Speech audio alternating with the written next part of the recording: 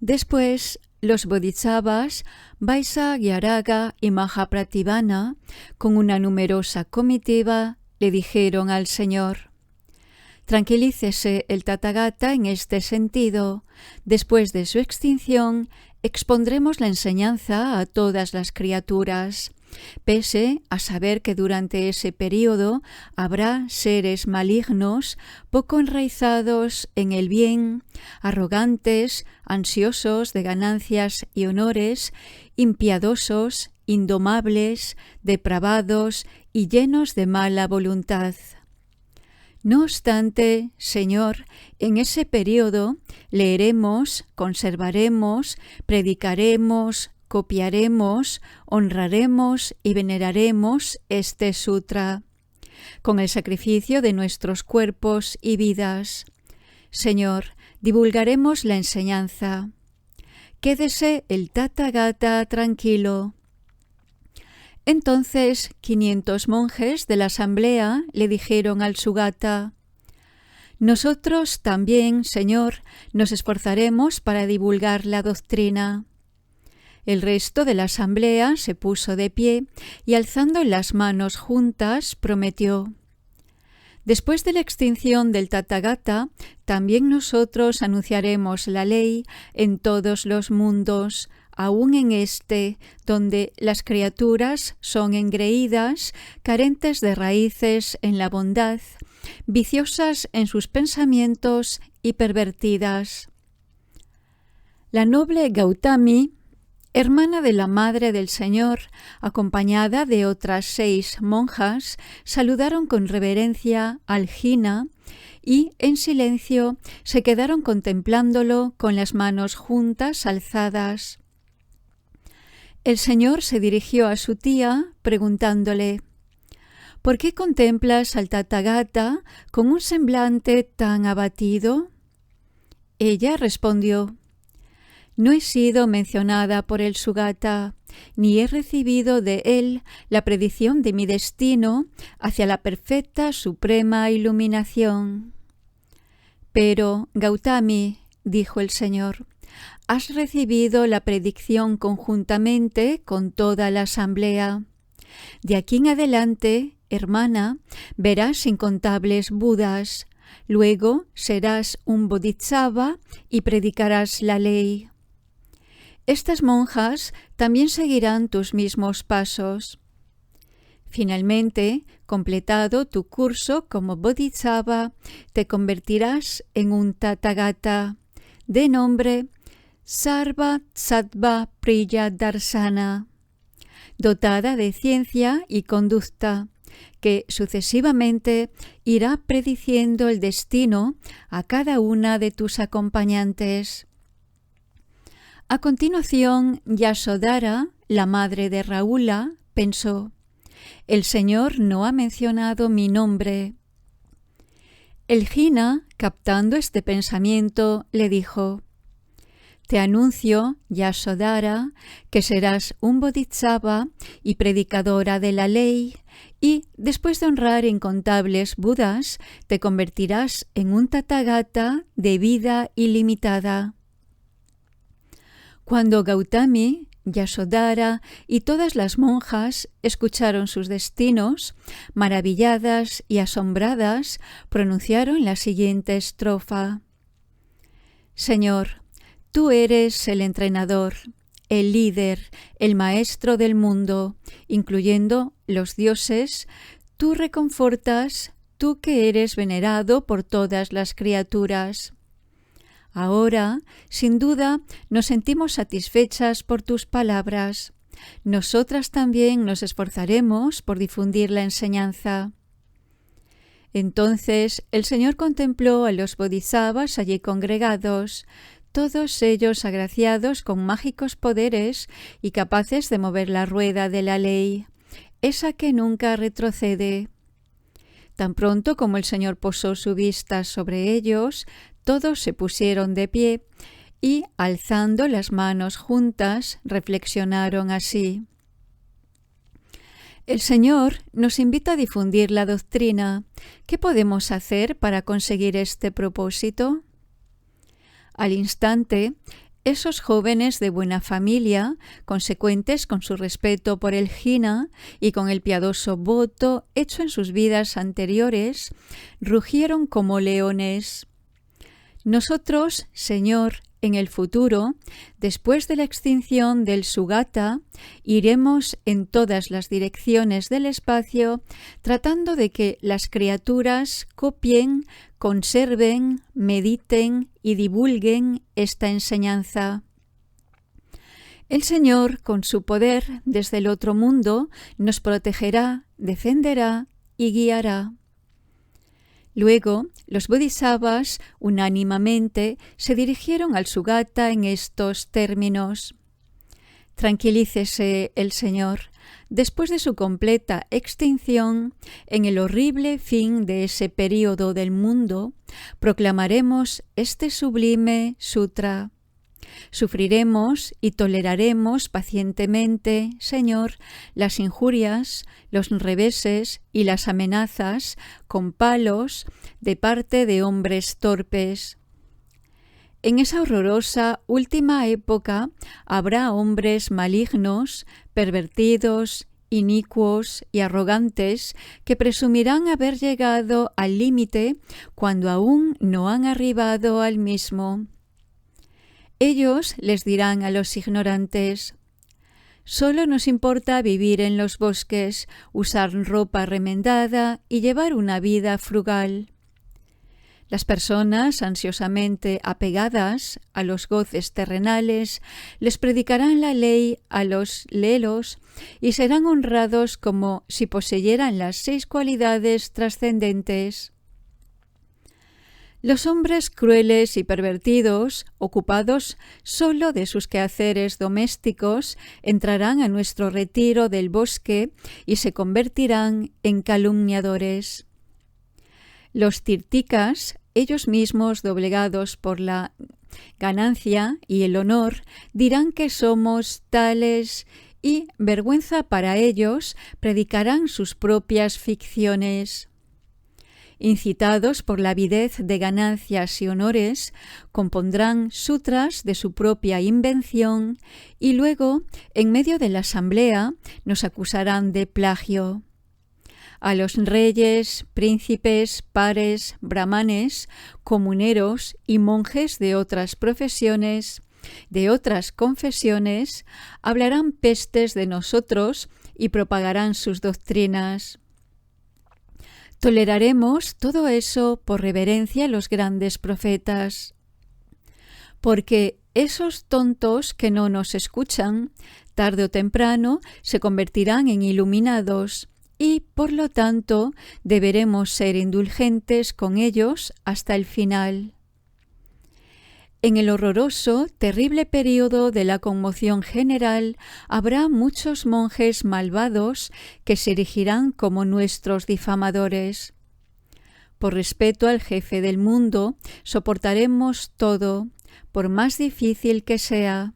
Investidos del poder de la indulgencia, proclamaremos este sutra.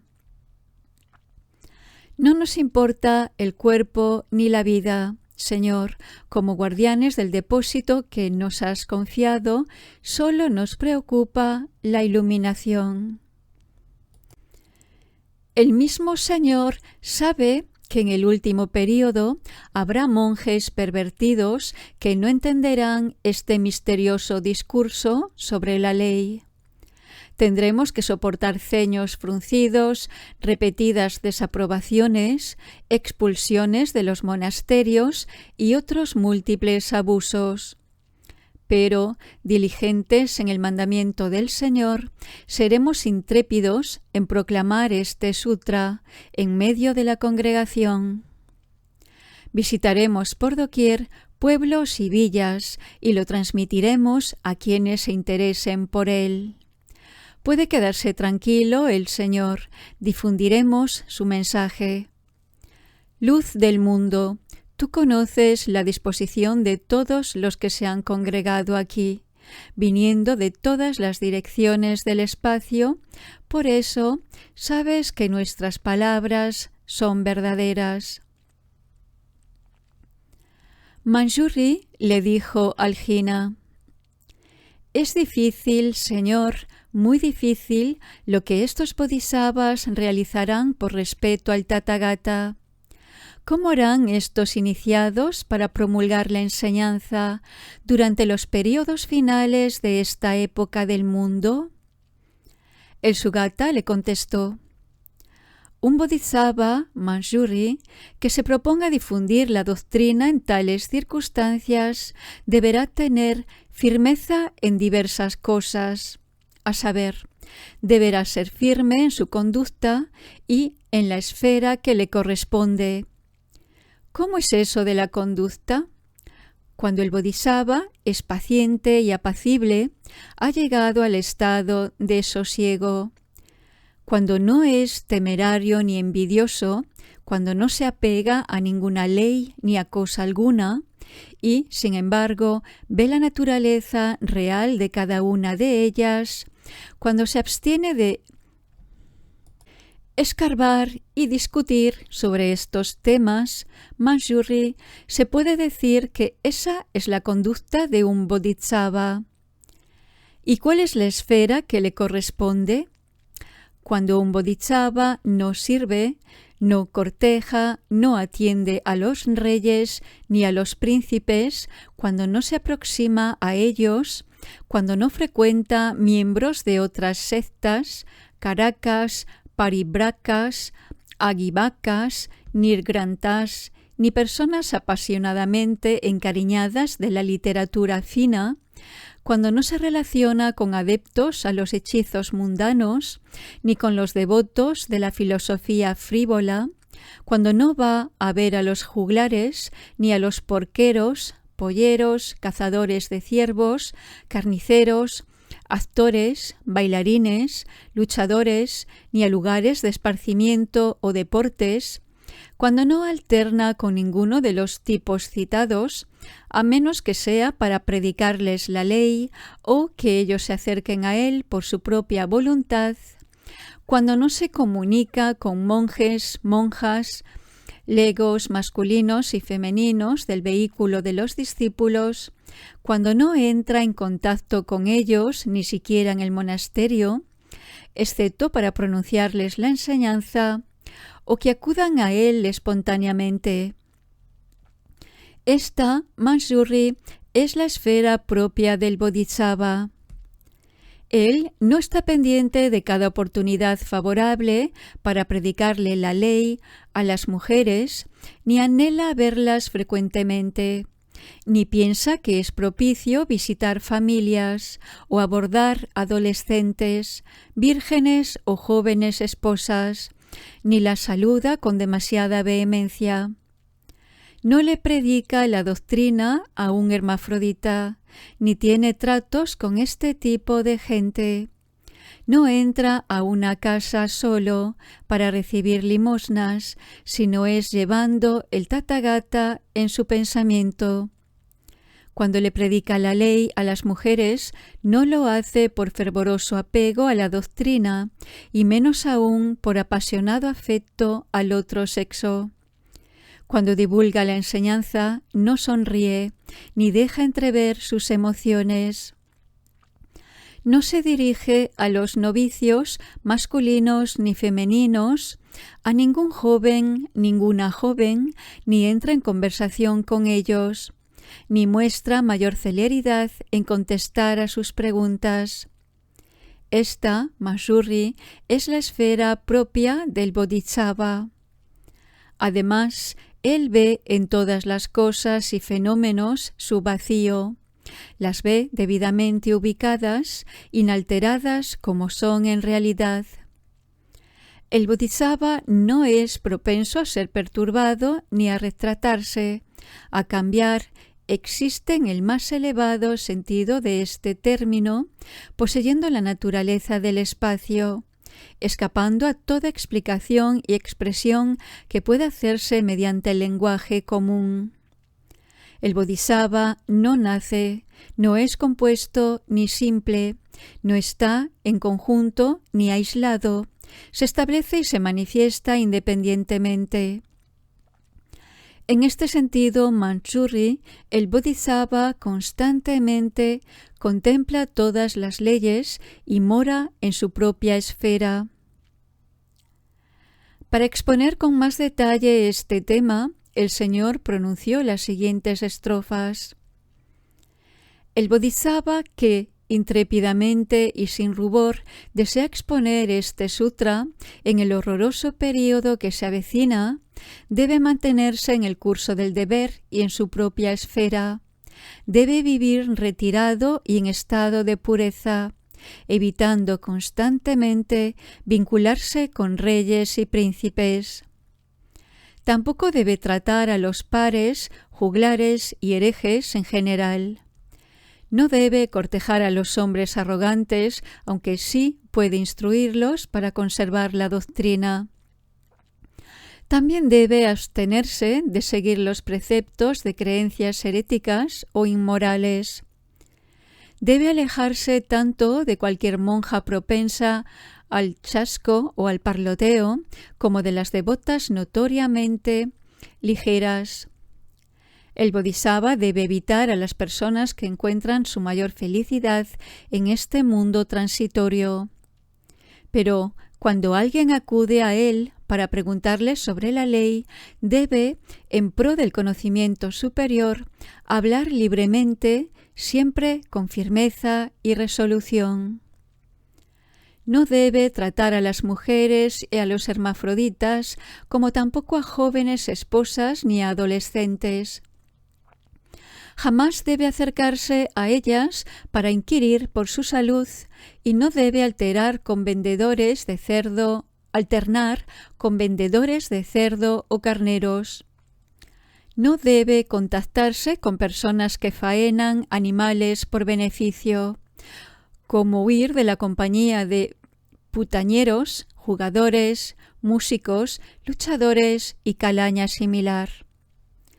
No debe frecuentar meretrices ni personas sensuales, ni tener ningún intercambio con ellas. Cuando el Bodhisattva tiene que predicarle a una mujer, no debe entrar solo a su aposento ni quedarse allí por entretenimiento.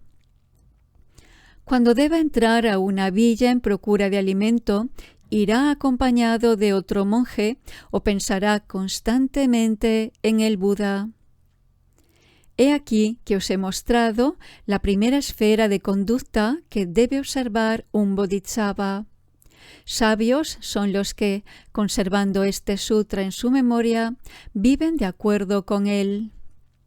Cuando uno no cumple con ninguna ley, inferior, media o superior, compuesta o simple, real o irreal, cuando el hombre sabio no hace notar, esto es una mujer, esto es un hombre, cuando en su búsqueda no encuentra fenómenos o cosas, es porque ellas nunca han existido.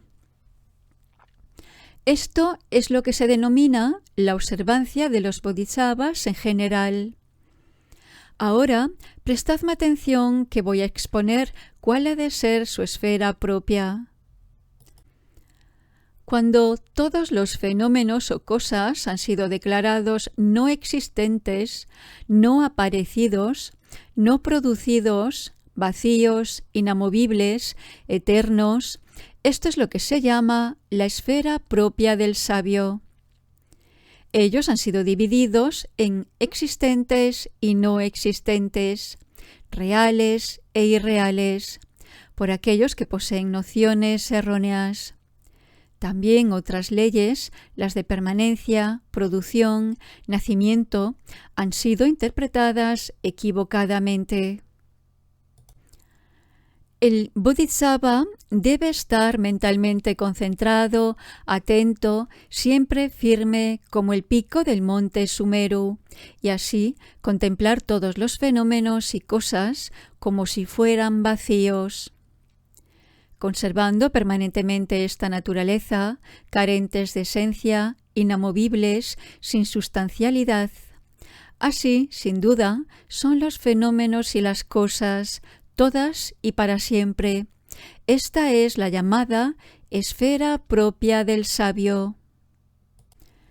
El monje observando esta regla de conducta que he otorgado, puede, después de mi extinción, promulgar el sutra en el mundo sin sentir ningún decaimiento.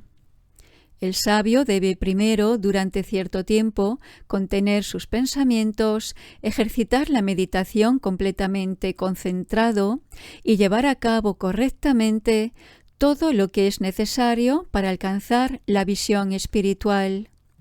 Luego, al emerger de su piadosa meditación, estará en condiciones de predicar con una mente resuelta.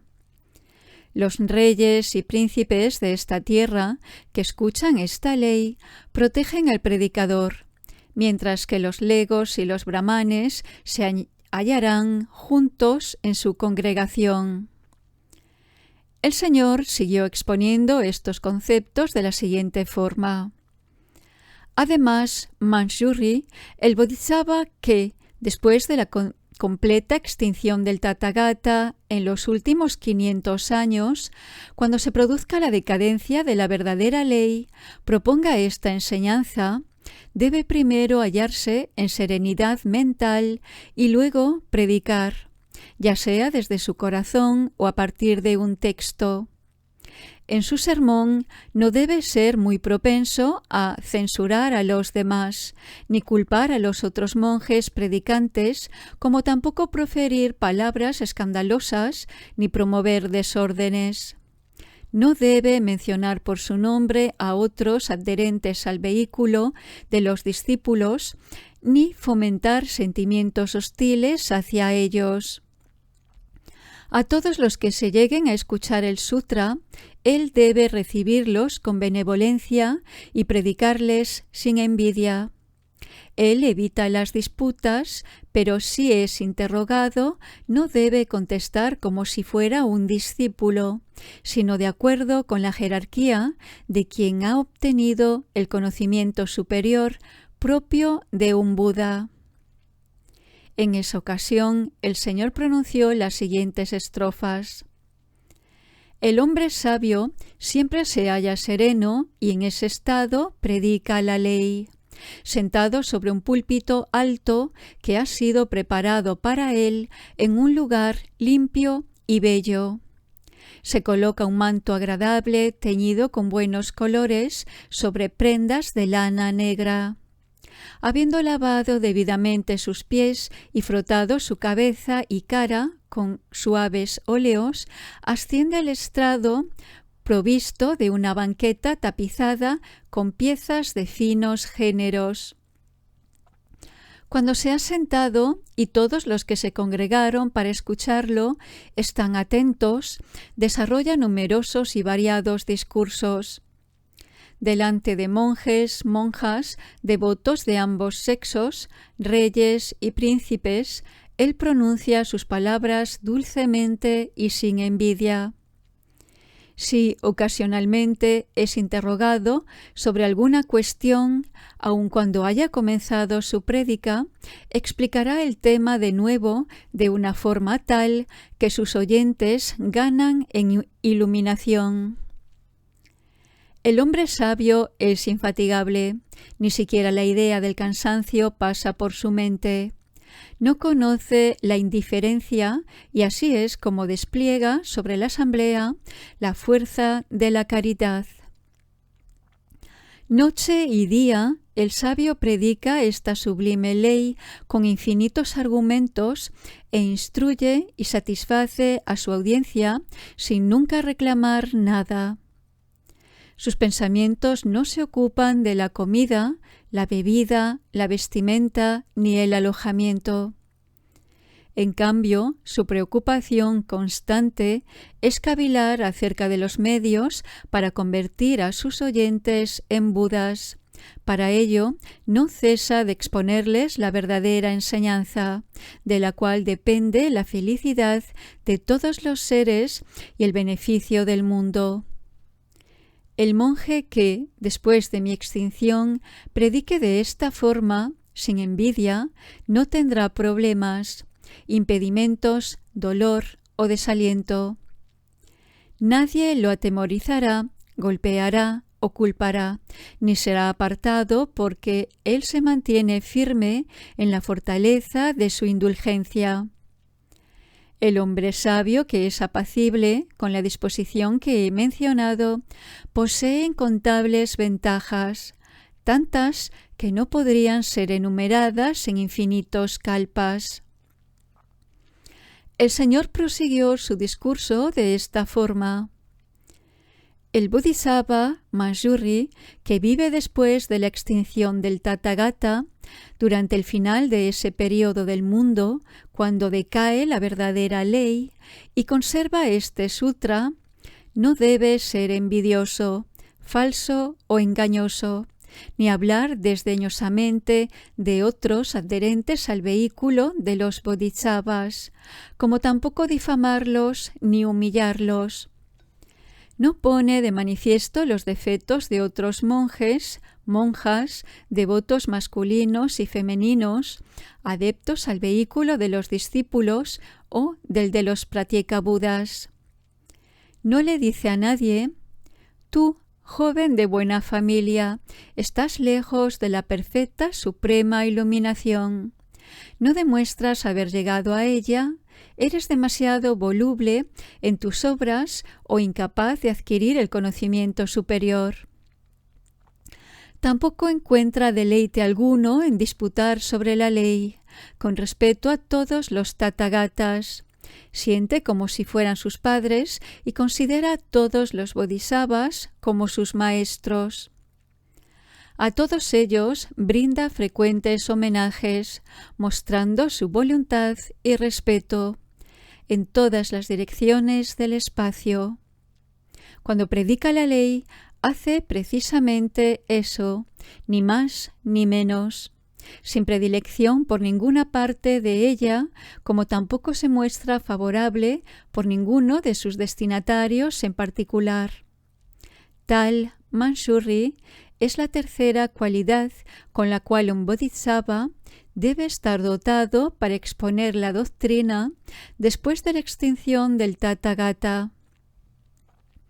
Y en las congregaciones tendrá aliados que escucharán esta enseñanza, creyendo en ella, aceptándola, comprendiéndola, copiándola en un texto que luego será honrado, respetado, estimado y venerado.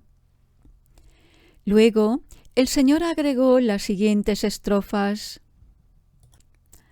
El hombre sabio, el predicador que desea exponer este sutra, debe renunciar absolutamente a la falsedad, al orgullo, a la calumnia y a la envidia.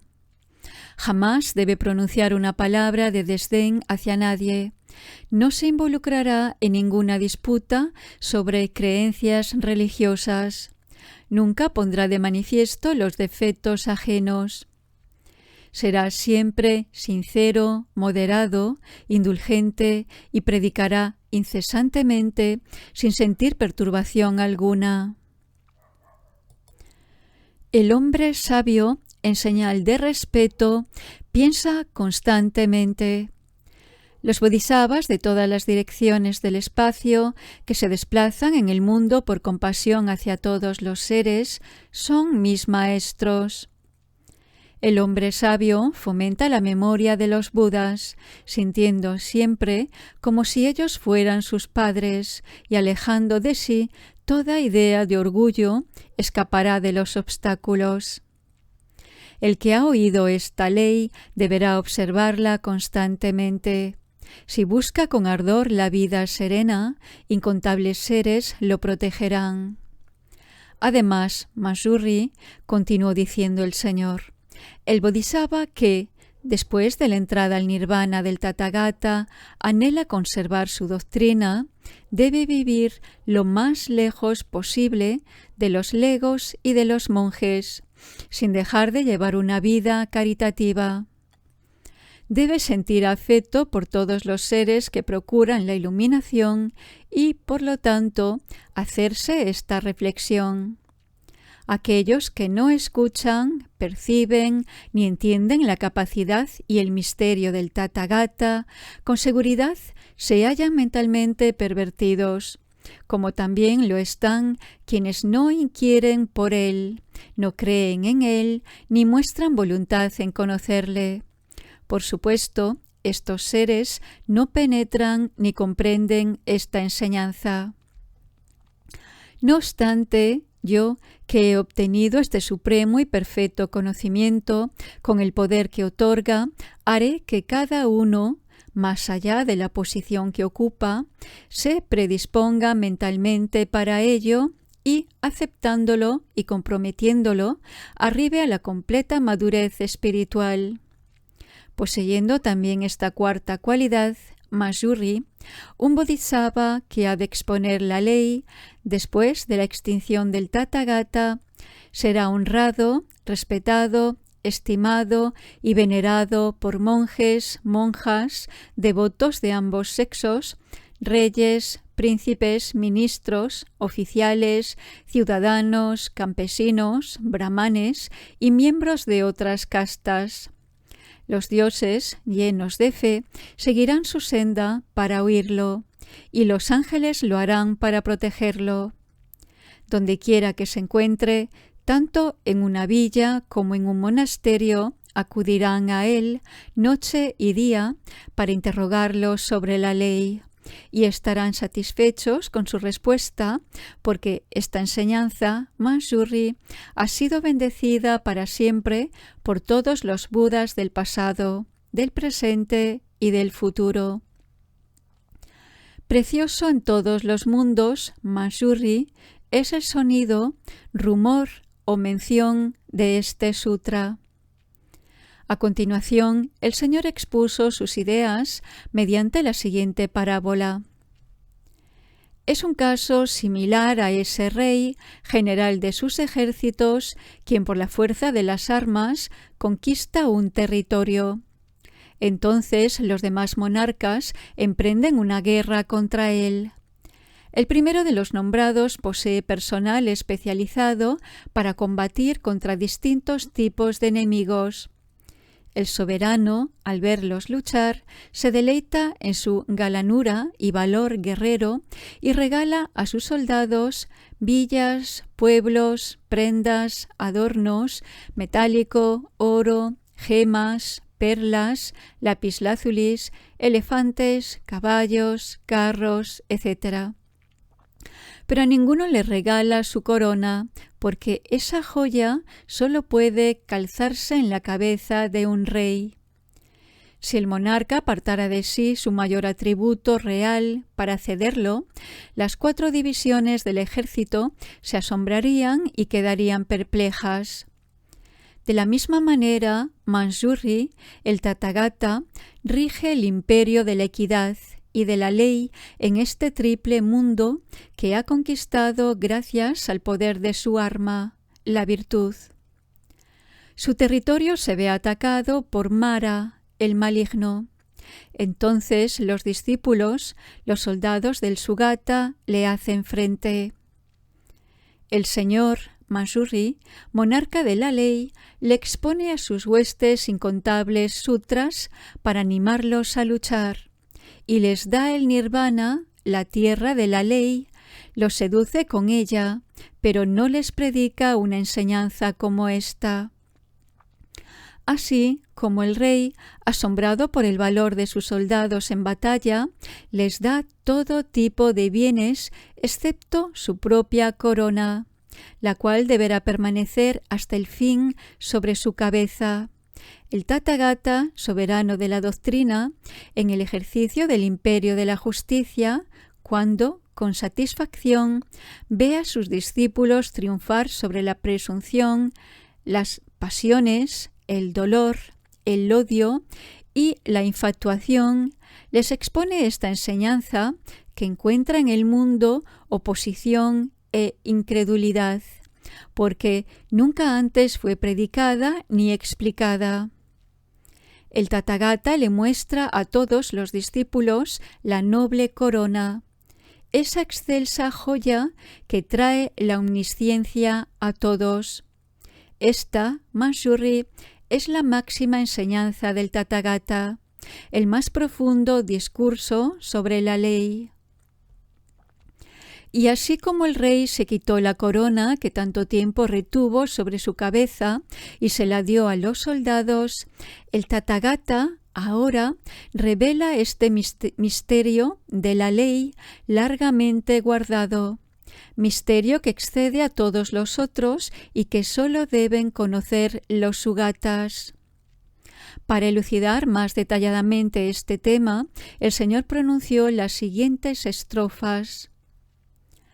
Desplegando siempre la fuerza de la caridad, lleno de compasión por todas las criaturas, exponiendo esta ley, los jinas han aprobado este exaltado sutra. Los legos, así como los mendicantes y los bodhisattvas que han de vivir en los últimos días de esta época, deberán todos mostrar el poder de la caridad, no sea que aquellos que oigan la ley la rechacen. Pero cuando yo alcance la iluminación y more en el estado de Tathagata, iniciaré a otros y predicaré por todas partes esta suprema enseñanza. Es como el caso de un rey, general de sus ejércitos, que les da diversos bienes en señal de reconocimiento por su destreza. Pero una vez impactado por la osadía de uno de sus soldados, se saca la corona y se la entrega. Así yo, el Buda, soberano de la ley, poseedor del poder de la paciencia y del tesoro de la sabiduría, gobierno al mundo entero con justicia, compasión, benevolencia y misericordia. Viendo cómo las criaturas se hallan en problemas, pronuncio innumerables sutras cuando percibo el heroísmo de los seres que, mediante la pureza mental, triunfan sobre las pecaminosas inclinaciones del mundo. El monarca de la ley, el gran curador, cuando reconoce que las criaturas son fuertes, les muestra este sutra comparable a una corona real.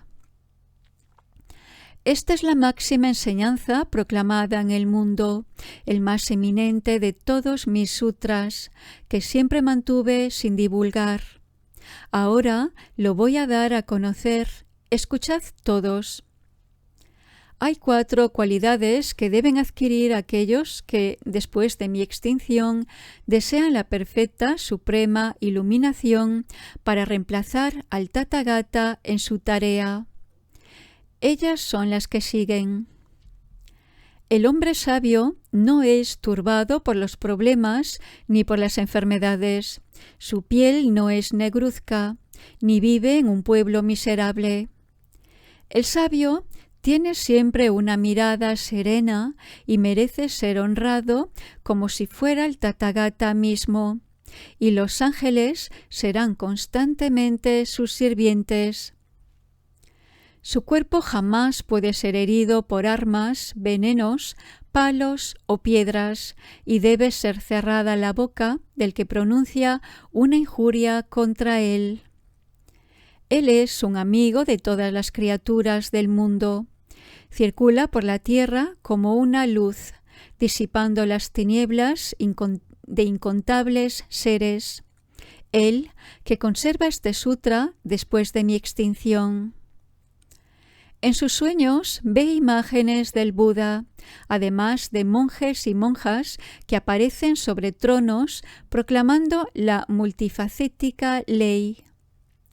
Dioses y duendes tan numerosos como los granos de arena del Ganges, demonios y nagas, todos alzando las manos juntas en señal de respeto hacia quien les expone la doctrina. Ve en sus sueños al Tathagata de color dorado, predicando la ley con adorable voz, y se queda allí con las manos juntas alzadas, glorificando al profeta, al más elevado de los seres, mientras él expone la doctrina.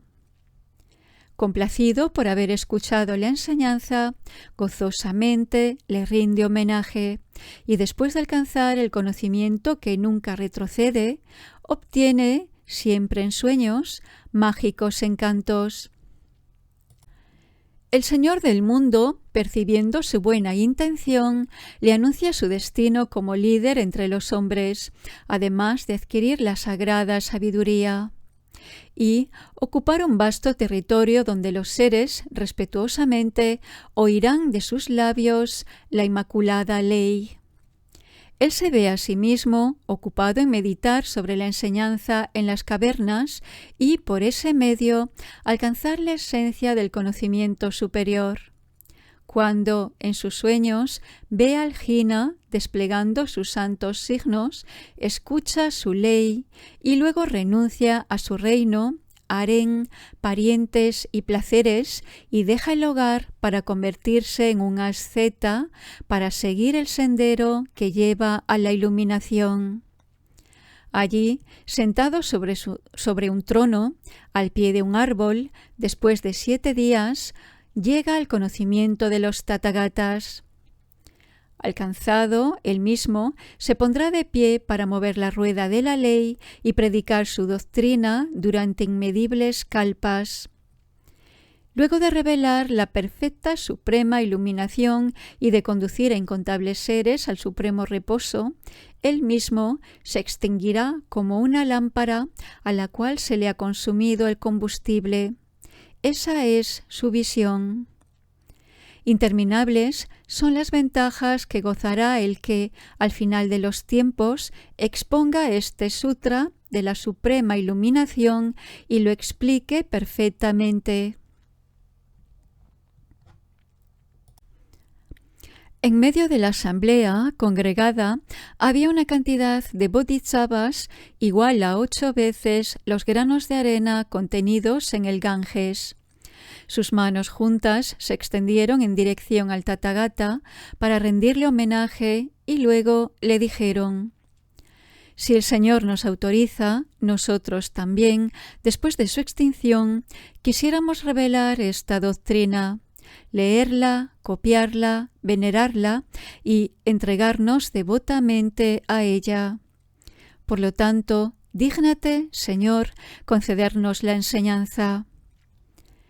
El Sugata preguntó: «¿Por qué, jóvenes de buena familia, debéis ocuparos de esta tarea cuando tantos seres ya se han comprometido en hacerlo?»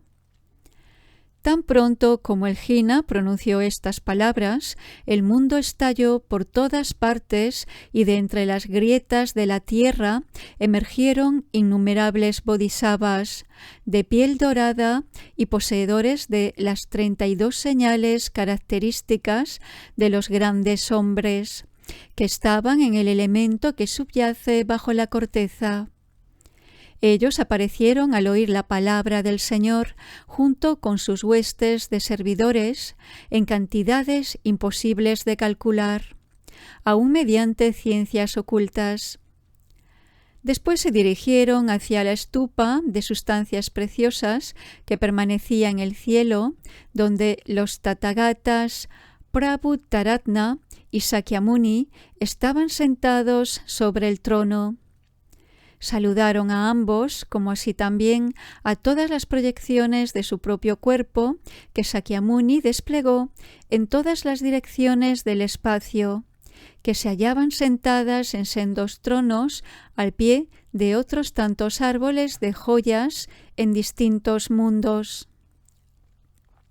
Después que estos bodhisattvas hubieron saludado ritualmente a los sugatas, se mantuvieron de pie a cierta distancia y con las manos juntas alzadas.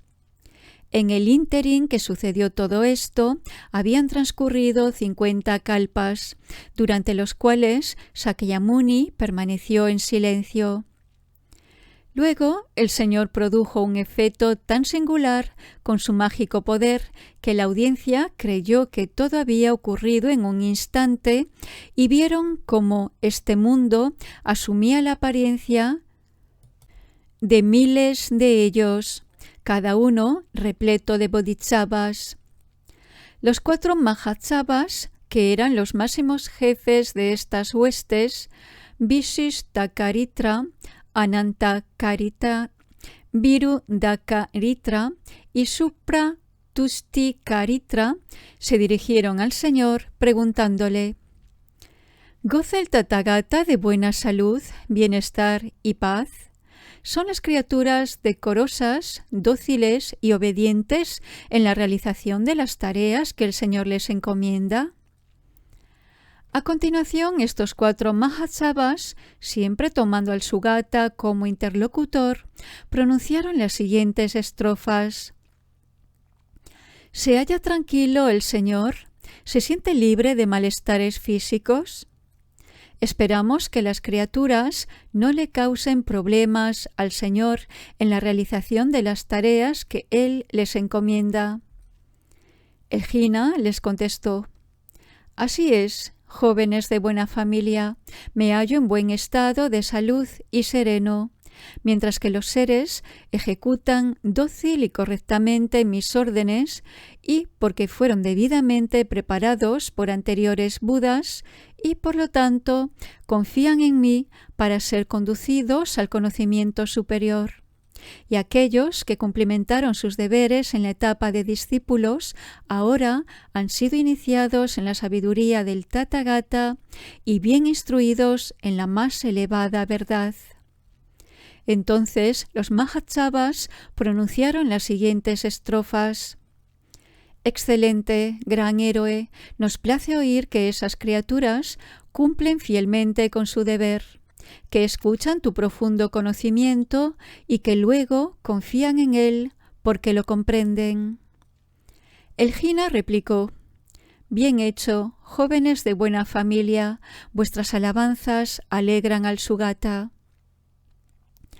En ese momento, en la mente de Maitreya y de todos los bodhisattvas presentes, nació este pensamiento. Nunca antes habíamos visto una congregación tan numerosa.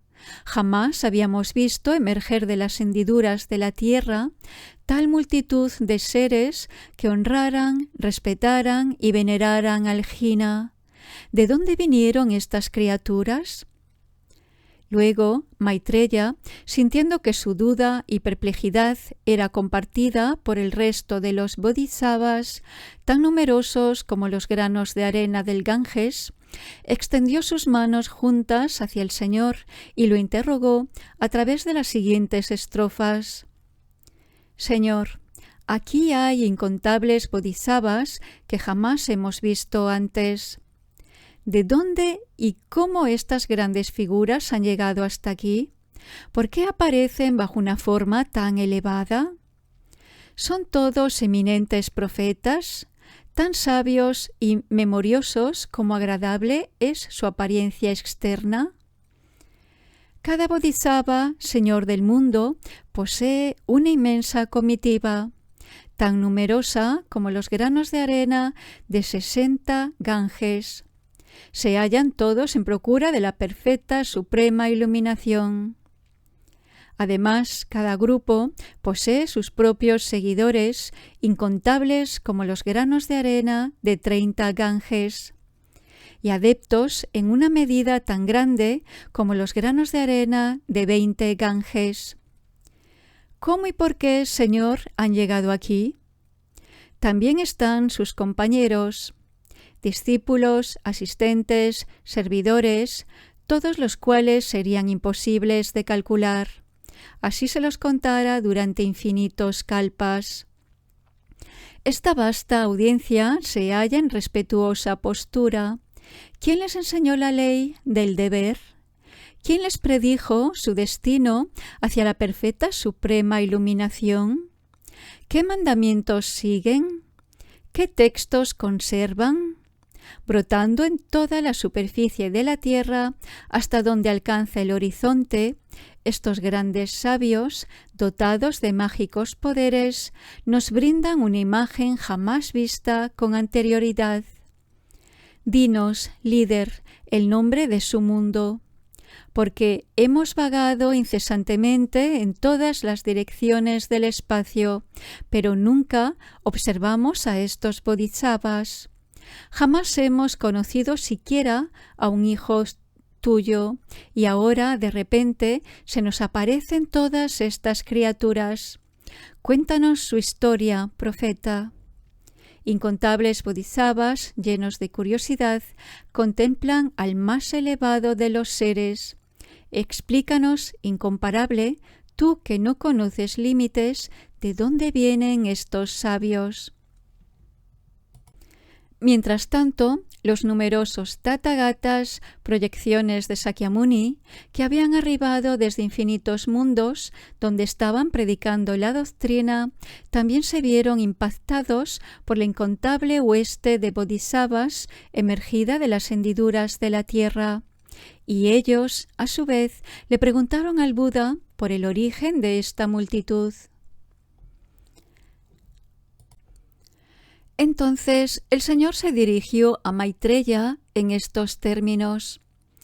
Bien, Ajita, es un tema sublime el que ha motivado tus preguntas.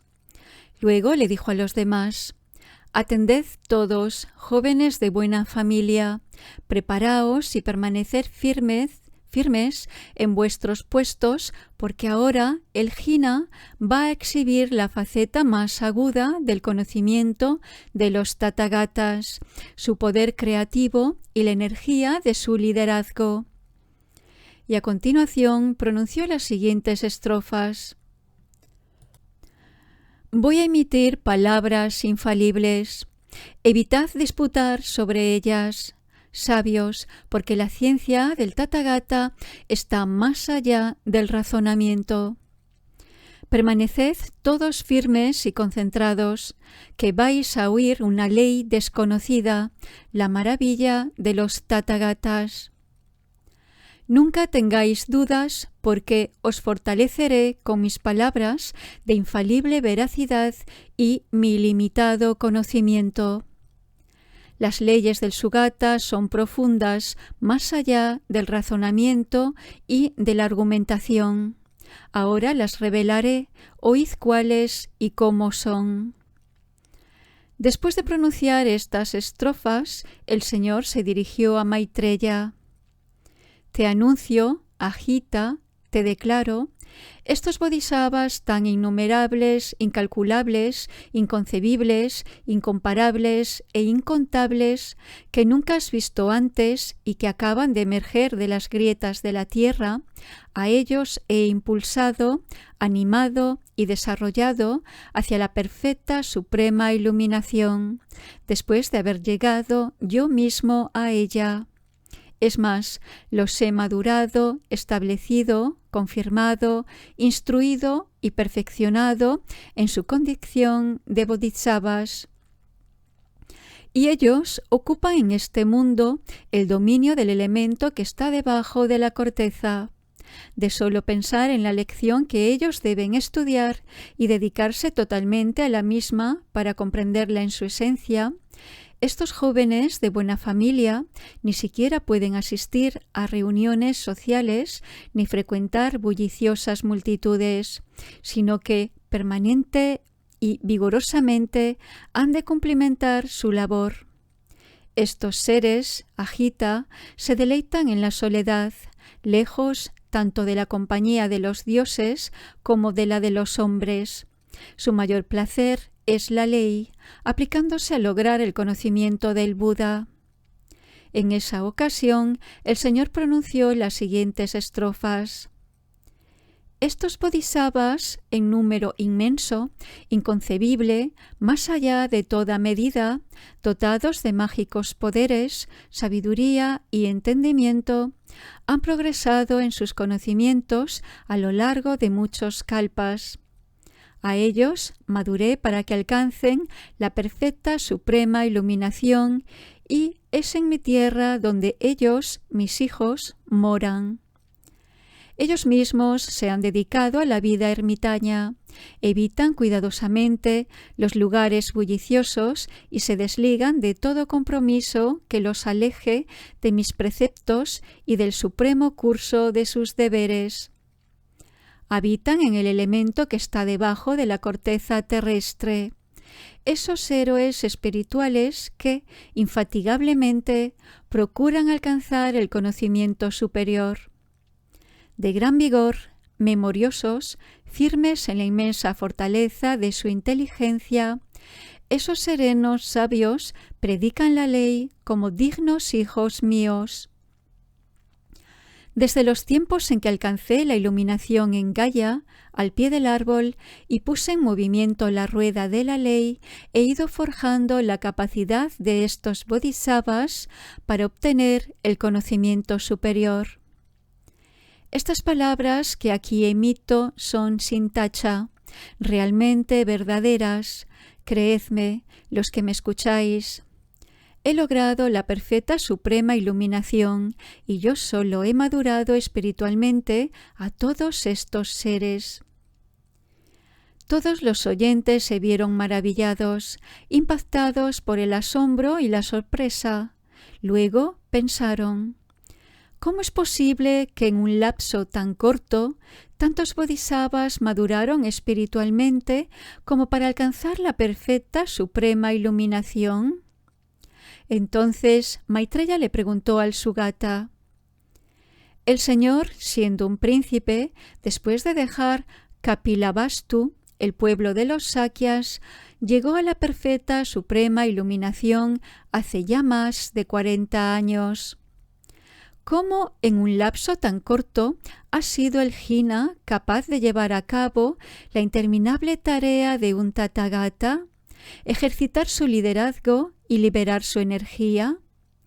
¿Cómo en tan breve tiempo pudo el Sugata madurar espiritualmente a esta multitud de bodhisattvas, preparándolos para el conocimiento superior?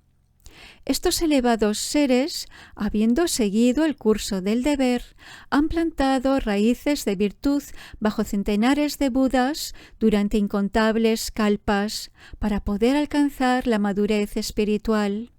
Es como si un hombre en plena juventud, digamos unos 25 años, presentara a individuos centenarios como sus hijos, diciendo: «Vosotros sois mis hijos». Y los aludidos declaran: «Este es el Padre que nos engendró». Ahora bien, la afirmación de ese hombre sería increíble, difícil de aceptar por la gente. El mismo caso se plantea con el Tathagata, quien últimamente llegó a la perfecta suprema iluminación, y estos innumerables bodhisattvas que durante infinitos kalpas observaron un curso espiritual en sus vidas, que son capaces de sumergirse y emerger de miles de tipos de meditaciones diferentes, que llevaron a cabo todos los deberes que implica la búsqueda de la sabiduría, que son agudos regentes de las tierras del Buda, que son la maravilla y la admiración del mundo. Entonces el Señor dice: «Desde el mismísimo comienzo he desarrollado, llevando a la completa madurez espiritual a estos seres para adecuarlos a su condición de bodhisattvas. Yo mismo he desplegado esta energía y vigor después de haber llegado a la perfecta suprema iluminación. Pero, Señor, ¿cómo podemos tener fe en estas palabras que el Tathagata declara ser infaliblemente verdaderas? El Sugata debe saber que los bodhisattvas que recientemente han ingresado al vehículo son pasibles de caer en la duda, y después de la extinción del Jina, aquellos que escuchen esta enseñanza no la aceptarán, ni confiarán en ella, ni creerán en su contenido. Por lo tanto, Señor, para que no se cometan actos tendientes a la ruina de la ley, dígnate a explicarnos este tema para alejar de nosotros la perplejidad y para que a los bodhisattvas que en el futuro oigan su exposición no les invada la incertidumbre». En esa ocasión, Maitreya se dirigió al Señor mediante las siguientes estrofas: «Tú naciste en Kapilavastu, lar de los Sakyas, y dejaste esa localidad para alcanzar la iluminación en Gaia.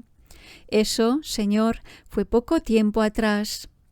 Ahora tienes una multitud numerosísima de seguidores, estos sabios que durante incontables kalpas han cumplimentado sus deberes espirituales y se mantuvieron firmes en sus mágicos poderes, bien disciplinados y diligentes en la fuerza de sus conocimientos.